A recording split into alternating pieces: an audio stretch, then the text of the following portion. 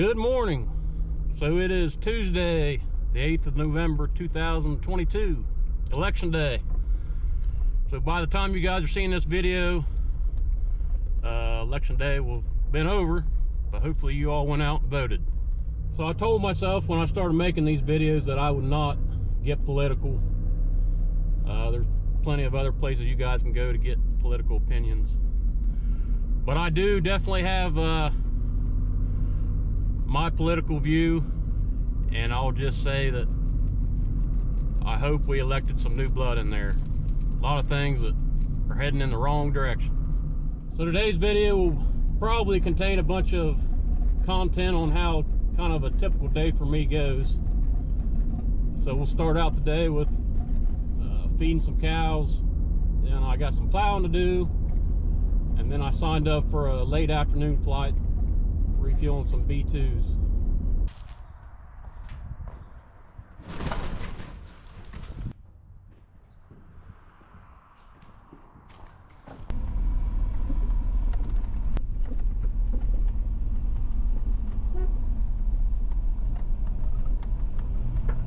So I'm sure you guys have had grain-fed beef, and I'm sure you've had grass-fed beef, but have you ever had pumpkin spiced beef?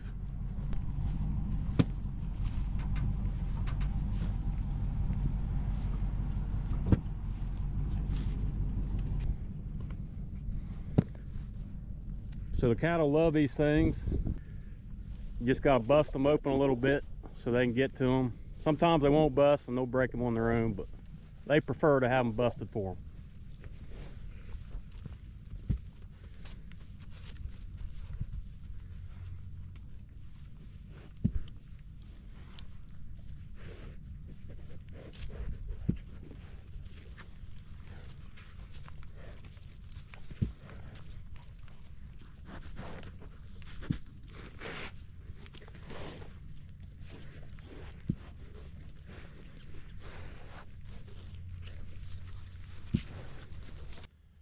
So we run about 80 head back here, but each cow has a calf, so there's 160 or so animals back here.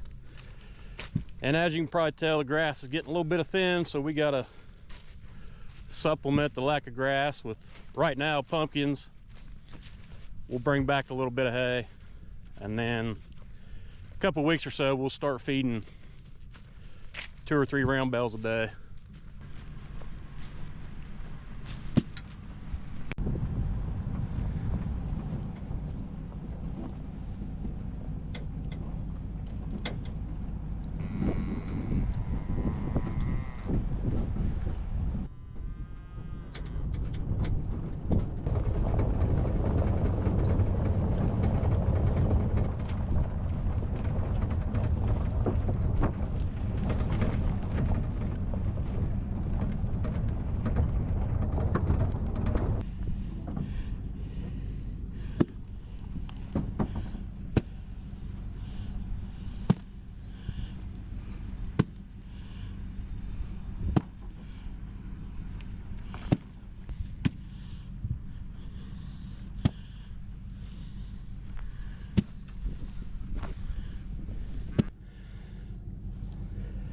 Here we are, it's past Halloween, and occasionally we get people say, what in the world do you do with all these pumpkins that might be left over? They're misshaped, there's generally got a little something wrong with them. And we say, well, we load them on the pickup and we feed them to the cattle. So they're not wasted, they're just some we have left over, and the cattle really enjoy them. And they really like the seed in them more than they do the pumpkin, but so that's what we do with them. So most of these calves were born last March and April, and that one there with the red tag, he was actually a twin, which twins are generally bad news. We prefer just to have one calf per cow. But that one turned out pretty good. So the calves will bring out of the pasture and bring them in the barn in about a month, and we'll start feeding them out.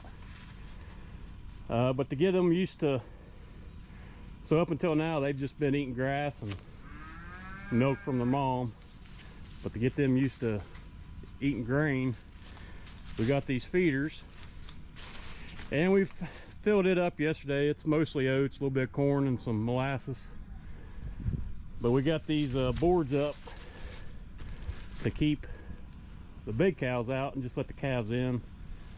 So most of the calves, I'd say, average between 500 to 600 pounds right now, so they're small enough they can get through there if the cows cannot. Put a little bait piles to get them used to it, because they don't know what grain is at this point.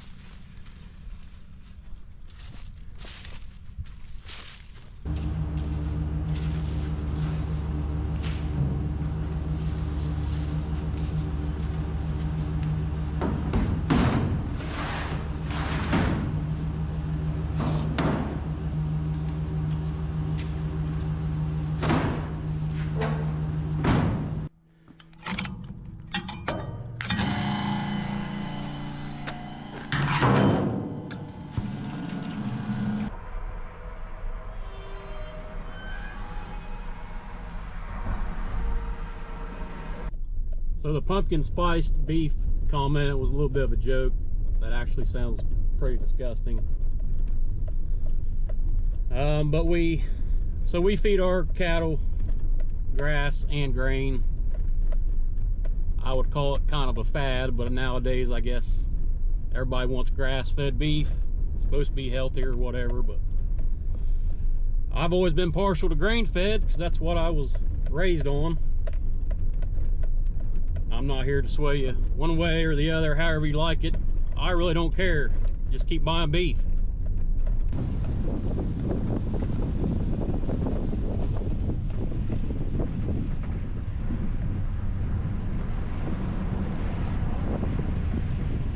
So I'd love to meet the genius that came up with this bright idea. Whatever good this stuff supposedly does for the environment, I've always wondered the impact these empty plastic jugs and the cardboard has. Yeah, it's probably recyclable, but who does that?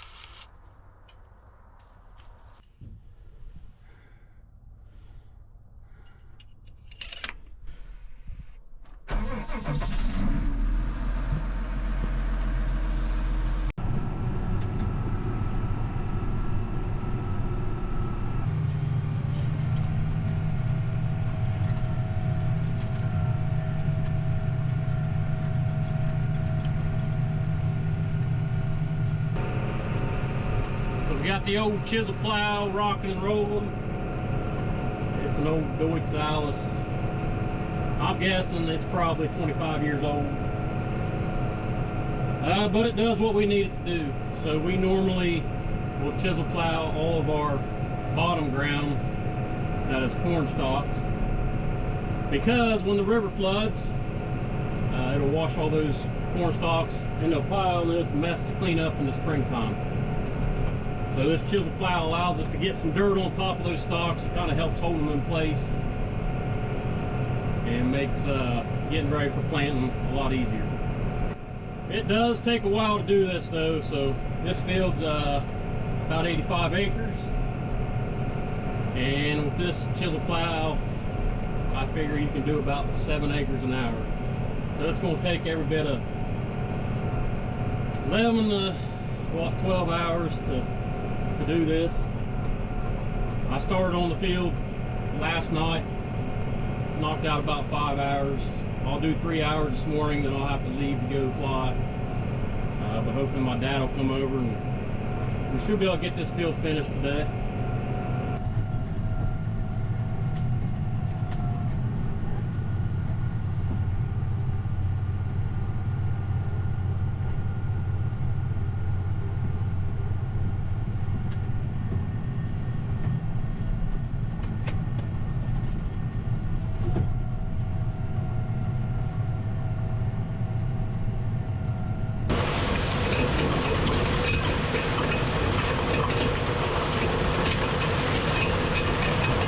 So something I did try out yesterday was listen to an audiobook. So I absolutely hate reading books. I envy anybody that can do it, but I pretty much don't do it unless I have to. But my buddy was telling me about an audiobook called 1 Second After, and it's about a small town in North Carolina, and there was a nuclear attack, and it's about how our current world as we know it today would be drastically changed if there was a electromagnetic pulse that ruined all of the electronics that we rely on now. So I listened to about the first 3 chapters yesterday, and it kind of helped pass the time. So if you're like me and you hate reading books, try an audiobook maybe. All right, so I'm going to quit trying to get farming content and flying content from the same day in the same video, because every time I try to do that, something ends up going wrong. So yesterday we were supposed to refuel 3 B-2 bombers, but they ended up canceling on us. So now it is the next morning, and our mission today is to refuel an E-4. Plan for today, we're going to take off out of Rickenbacker, head westbound over Dayton, Ohio. Keep going west, fly to the north of Indianapolis, past Peoria, Illinois. Then we'll meet up with the E-4 and drag him westbound on the refueling track pretty much all the way to Topeka, Kansas. Turn around, come back. Should be about a 4-hour flight time. Rickenbacker International Airport information, Mike, time 1455 Zulu, wind calm, visibility is 10, skies clear, temperature is 12, the dew point is 0, altimeter 3043. Expected ILS RNAV or visual approach, driving departing 23 left, 23 right. Notice runway 23 right is closed, all heavy aircraft operations. Runway 23 left approach lights out of service. Runway 23 right, runway and identifier lights are out of service. Taxiway Echo is closed between 23 left and 23 right. Advise controller, you have Mike. Tech checklist is going to be hydraulic pressure, brake steering. Hydraulic pressure checked. Got you in the turn here for your quick. Pulse left needles are right, increasing on 1, 2, and 3. Checks. Clear on the right. Right ready. Bibs ready. Coast ready.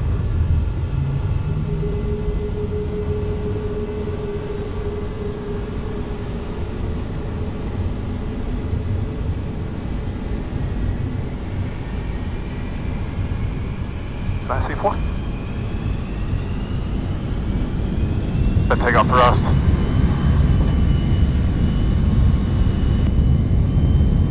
Power set. Echo. Airspeed's alive.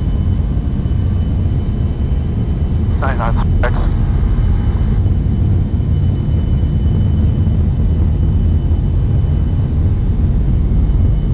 Toga. Good speed rotate.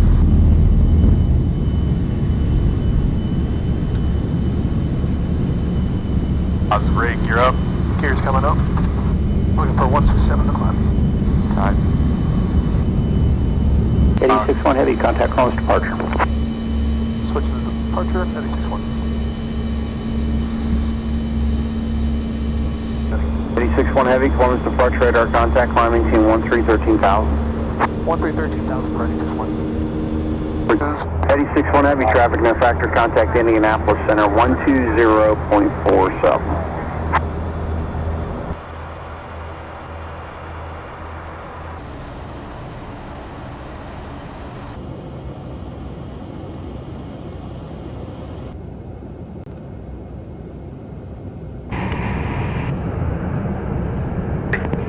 You're clear to contact. Clear contact. 40 feet.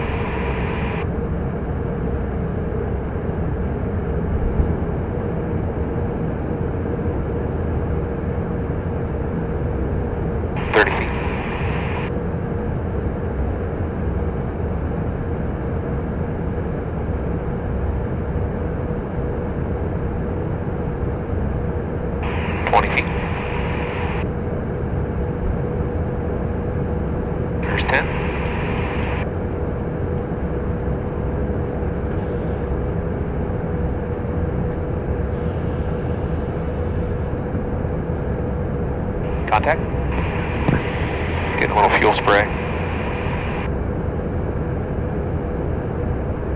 Confirm we're pumping? We are pumping, roger. 3 pumps currently. Copy. A little high. It's moving down. Obviously feel that.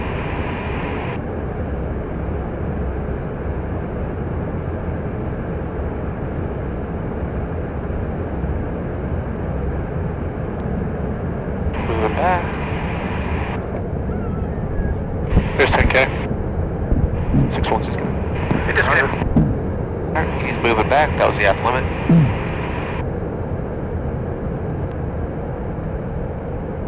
40 feet.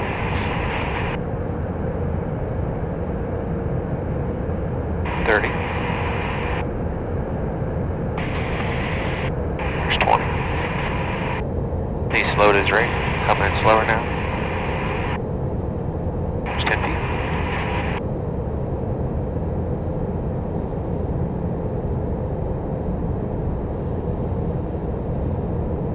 Contact.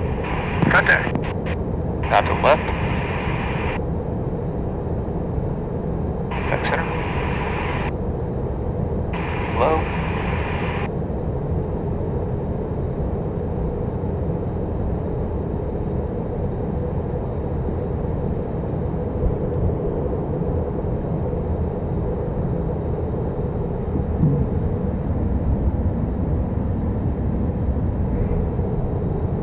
Hanging out a little aft.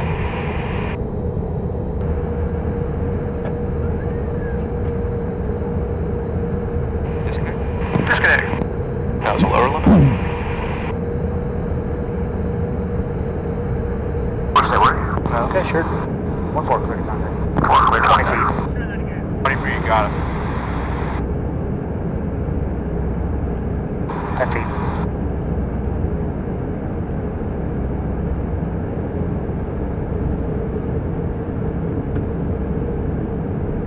Contact. Contact. Alright. Looking pretty stable. Coming up slightly.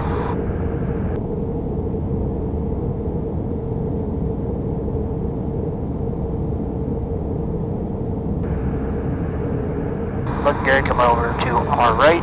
Coming up. Come back center.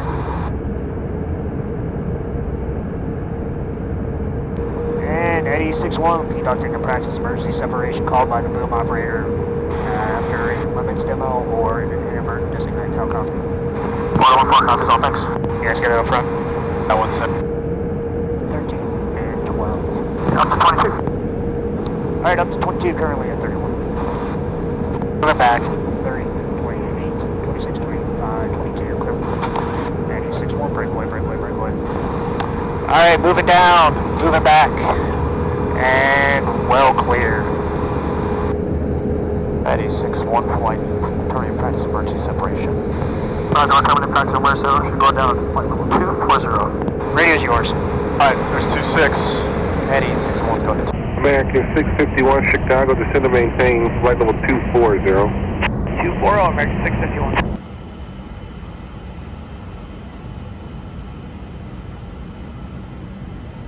Minimum.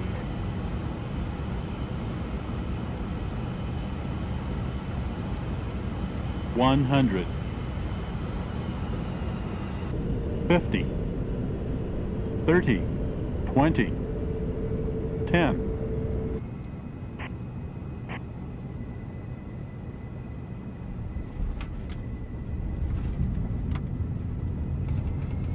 Opposite trimmer reset, push them up.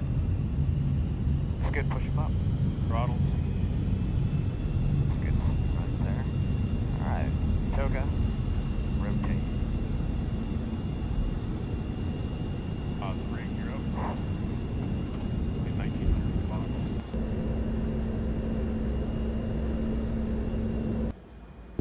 Alright, you can call my base. Flaps 40, please. Brick Tower, Eddie 6-1 heavies, right base gear down, 2-3 left, full stop. Eddie 6-1 heavy, Rick Tower, wind 1305, runway 23 left, clear to land. Clear to land, 2-3 left, Eddie 6-1 heavy.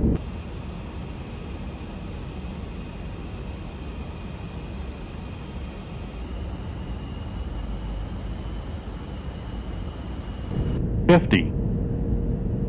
30, 20, 10.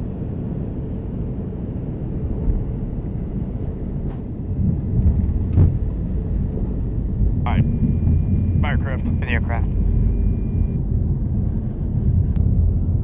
Eddie 6-1 Heavy, turn right at your discretion. Cross runway 23 right. You can taxi to parking and monitor ground. All right, that's going to be it for this video. Thanks for hanging in there. I know it's probably way too long. So until next time, thanks for watching. America.